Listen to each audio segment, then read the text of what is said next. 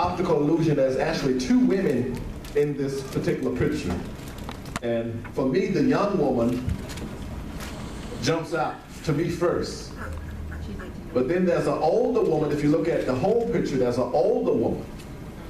So the analogy here is, as you look farther, you see more. Your perspective on the whole thing changes. One of the women, for me, like I said, the young woman jumps up to me first. I see that readily. For some people, they said they saw the older woman. But the point here is, as you look farther, like Prophet said this morning, he made that declaration, there's got to be more than this. So you look farther, and your perspective begins to change. All right? Okay, you can switch back to the curriculum. Okay, so we're on step number 2 here. Right here. Click right here. So, steps to creating a spiritual paradigm. Number 1, hear new kingdom truth. We're doing that today. Number 2, compare to old truth. Create value. Number 3, throw out old truth. Amen. Throw it out. You want the whole thing to be cut off. Number 4, implement new truth. Adopt a thinking pattern. So at this comparison level now, that's where sometimes you're gonna bring yourself to that breaking point. All right, you create some value. Where has the old truth? Where has what you believe gotten you? This is where I talk about looking at the data. You know, look at where what you had believed all these years has gotten you. The type of life, the type of productivity it has produced in your life. Is there more? Is there greater than that for you? And if that's the case, you throw out the old truth and you implement the new truth. You adopt a thinking pattern.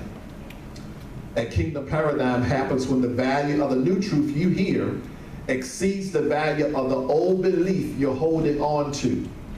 In every example, the old is abandoned and the new is embraced. So again, it's talking about the value of the new truth versus the value of the new truth you hear versus the old truth old belief that you have held on to. All right, you create value right here because you understand this is going to take us off.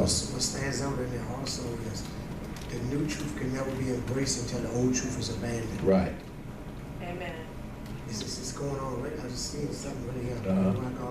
But the new truth will never be embraced until the old truth is abandoned. That's good. You're not carrying both of them in that space together. Right. The abandon has to take place first before you can embrace the new. Amen. Amen. And you know, that in the practical application, that means that some things you've been doing get shut down. Some things you've been doing get shut down. I remember when Holy Spirit revolutionized the way I was praying, because I thought I knew how to pray. But I looked at the results that I was getting. It was hit and miss. And I've heard some people feel you tell them you don't know how to pray. Well, just read Romans 8. It tells you right there you don't know how. So I ain't told you nothing that the Holy Spirit ain't already told you. So you know not what to pray for as you ought. So, but anyway, when he began to teach me, he shut me down from what I had been doing for years. Come on. For years.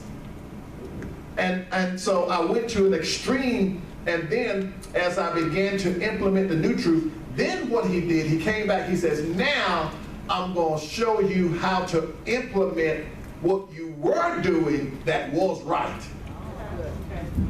Wow. He shut me completely down at first. But then as I embraced what he was teaching me, then he says, okay, now go back and get this that you were doing because that was right. It's a process. So was it something then in that place for all those years you were doing it this way? What caused you to say how you engage God for him to show you this is a correct way? This right here. Here at New Kingdom Truth. Okay. All right. Through this curriculum and the prayer paradigm book, I saw something new. Something new was introduced. And When something new is introduced, if you're honest with yourself, in a lot of cases, with me, in a lot of cases, some things stretch you, and you be like, okay, now, I don't know about this. Okay, this is a critical point right here. All right? You start looking at what you have been doing and the results that that has produced. And has that gotten you where God says you're supposed to be? If the answer is no, you have to look at what he's showing you. Wow. Wow. I had a dream. I had this dream. We was at some gathering, my wife was at this gathering. And they were saying, they was having this big event, and they started flashing the facilitators. And Bishop T.D. Jakes flashed up there, and I'm sitting at the table, my wife comes sitting up, and all of a sudden, I flashed. They was doing excerpts from teachers. And they said Prophet Ralph Fowler would be there, and it was showing this mob of people that I was ministering to, like they do the excerpts to show you what. Right. And I looked at her, I said, my wife, she must have booked this, and I didn't know nobody. I didn't know it was coming up. So that's when he said, if you don't know what you're looking for, Wow. when it shows up, you're not going to know what's there, what it is. The new truth. God is making space for those that will speak the new truth, the real truth. Wow. And he's going to put them on platform with these great ones that people have been worshiping. And then the earthquake going to take place when the one's going up and the other's going to go down. Yes. I just heard him say that. Wow. The earthquake going to take place on the platform. Wow. And you're going to choose which one goes up and which one comes down. God has already made his decision. Wow. Wow. That reminds me of the dream Doris had. She shared with me. She saw me, we were in a setting similar to that. Benny Hinn, right? Benny Hinn was on the platform facilitating. And he called me up, right? He called me up to pray. And she said, when I got on the platform, I wouldn't say anything. I was silent. I understand now what's going on. See, he was trying to get me to move in his way. And I wouldn't move. I wouldn't say anything. He got impatient with me, right? He's like, well, if it ain't gonna say, what did he say? Actually, all of that part of the dream is true, but a part of it was too, I was there, and I wanted to be a part of Benny Hinn laying his hands on me as well, because everybody was in the line. So when they called Pastor Rodney up to pray, he was standing there, and I was sitting back and I was watching him. And I was saying to him, why is he not speaking? To myself, I wasn't saying it to him, I was thinking to myself, why is Pastor Rodney not speaking? And he just stood there. He would not speak. And finally I said, well, oh well, if he's not going to speak, I'm going to get out of the line. And so I went back to my seat, but Pastor Rodney still stood there. I never heard him speak. Right. Wow. Right. That's what you were doing. Yeah. And that's been some months ago, and I called him right away when I woke up on my way to work and told him I had to tell him about the dream that I had. People will try to pull us into that place, Right. Yeah. but you got to make a stand. Right. They making money off of people and all of these things, and evidently your name ain't got prominent. Right. Yeah. So he's trying to pull you in it, so that you would get the influence also that you had on this. Right. But you Amen. made a stand. That's the way the church operates, Yeah. for the most part. Yeah. So Right. one mountain's going up, the other one's Right. going down. Amen. Amen. Let me drop this on you. This will bless you. All right, this will bless you right here. Reclaim back what Adam gave up. Adam was first. When you talk about birthright, it's the right to be first. You have a right to be preeminent.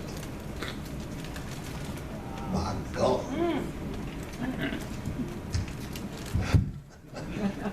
Julian told me this. He said, the evidence of the kingdom manifested is you are first in things. You set the mark. And other people are. I'm telling you something. This is real right here. Because you are called to set the mark. You will not set the mark by doing what the other people have already done. Church is always going to be church. I don't care how you dress it up. We've done church. You are called to set a mark. Moses was supposed to set a new mark. He went up the mountain, got a revelation. God showed him kingdom. He comes down the mountain and covers up the revelation. He never set a new mark. You called to set a new mark. So that, watch this now. Moses' assignment was, take this complaining, unbelieving people and establish a new precedent, set a new mark. So these people now, they were complacent and content with being in bondage, in slavery, and being oppressed. They just accepted sickness and disease as a part of life. My God. Moses' assignment, even in his day, take this people, infect them with the mind of God so that no one ever again will accept that as a way of life. We are still there in this century today. Yes. We haven't moved the mark. We still there. People just accept it's a way of life. Cancer, it's a way of life. All this stuff is a way of life. We haven't moved the mark. When we move the mark, there's a generation that didn't go to church. My God Almighty. That's not infected to that degree with that Babylonian mindset that we'll be able to teach. Yes. This is not the life God purposed you to live. This is, it is not the intent of the Father's heart for you to be oppressed in any way. He does not want you to be taken advantage of. Sickness and disease is not allowed. If you're a kingdom citizen, the laws of the government of the kingdom of heaven apply to your physical territory. Which means that sickness and disease are not allowed. And if you're not declaring that over your life, you are disagreeing with something. You're disagreeing. That's the kingdom. It's not allowed. It's not that I get healed if I get it. It's come on, we kingdom. It's not allowed. Not allowed. Amen. Amen. Understand diplomatic immunity. Exactly. Diplomatic immunity means that any foreign substance in this earth is illegal in this body. Exactly. It's illegal. That's the mind of Christ. Sickness is a foreign substance. It's illegal. Diplomatic immunity is exempted from this. Exactly. That's why Jesus never preached healing. Wow. Is God a healer? Yes. But Jesus never preached healing. He preached the kingdom. It's not allowed. Lack and poverty is not allowed.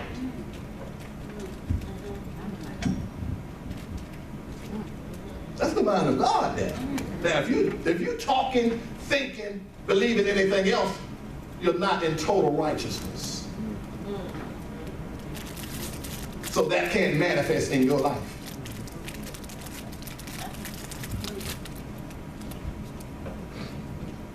So you have delegated or regulated, or what's the word I'm looking for, Prophet? You have downgraded yourself to just having to believe to get healed when it comes. Jesus. Wow. You diminish yourself. You have diminished yourself. Just getting healed when it comes. But the kingdom of heaven says it's not allowed. Amen.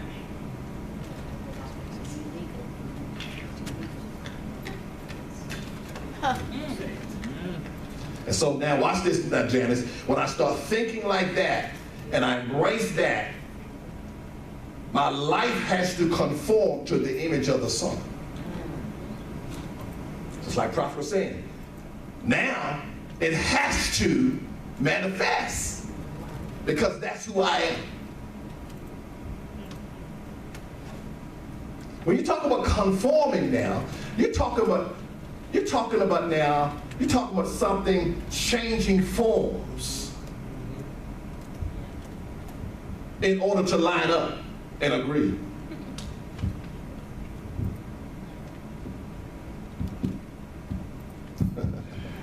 Come on, lift your hand and say it's not allowed. Hey, it's not allowed. Sickness and disease are not allowed.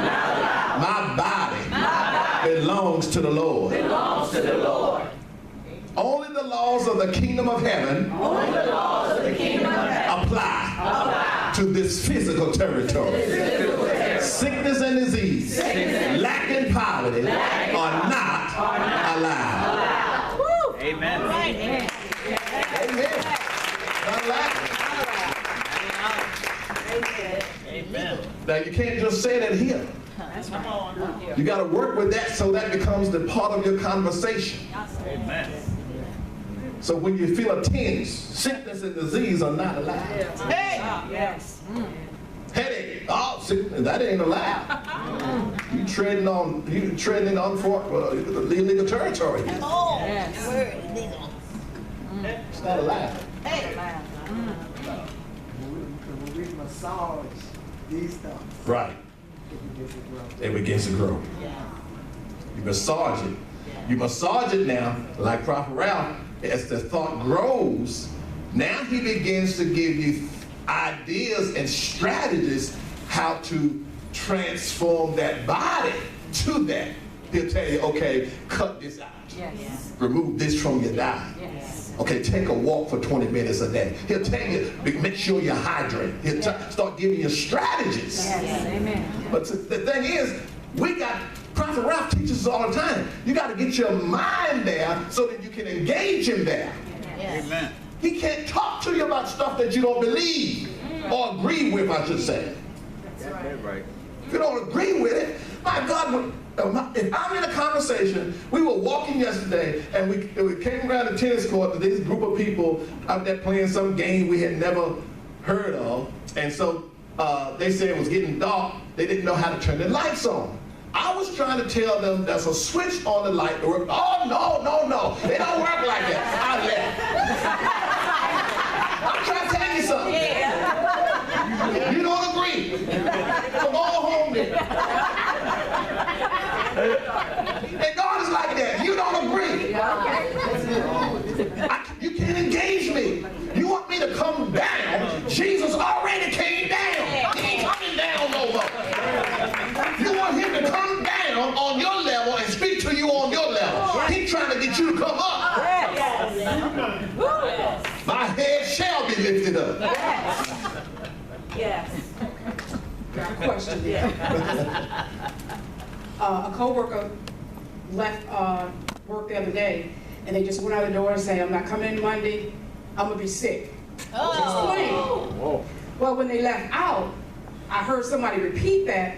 I said, I don't know why she's speaking on it. I said, "Oh, Tracy, she's just playing." I said, "I don't play like that." All right. That's right. Then I started saying, "Well, maybe nothing." Then I said, "No, I don't play like that." "Well, she's not gonna really be sick." I said, "But she said she was gonna call in sick. I'm gonna be sick." So she spoke that she was just playing or not. Even in playing now, because there was a time we did play like that, Right. even being in the kingdom. But now it's like, I don't even play like that. And she was just like, "Oh, you just take stuff too far." No, I don't. Exactly. Right. Exactly. Right. So I'm gonna see if that person come in on Monday or not. Amen. I'm just keeping it real. Amen. I want to say, my sister, that happened to my sister. Back before we left out for Christmas, she said that she was going to come out of work until March, because she's sickly, but she was going to come out of work and take her treatments till March. Lo and behold, before Christmas, before the new year, she had changed her mind and she was gonna go back to work and not do her treatment right then. But she failed and she